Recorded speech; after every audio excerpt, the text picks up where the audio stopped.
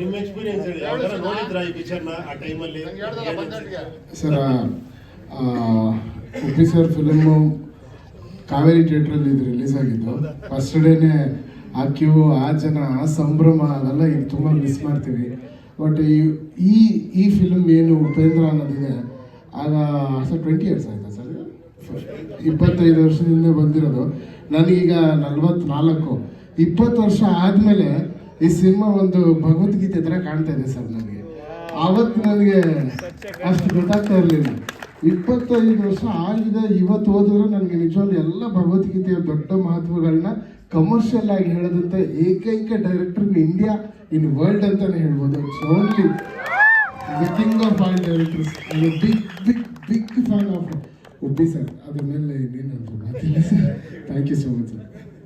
ಅಣ್ಣ, ಈಗ ನಮ್ಮ ಅರ್ಜುನ್ ಜನ್ಯಣ್ಣ ಹೇಳಿದ್ರು ಇದು ಭಗವದ್ಗೀತೆ ತರ ಅಂತ.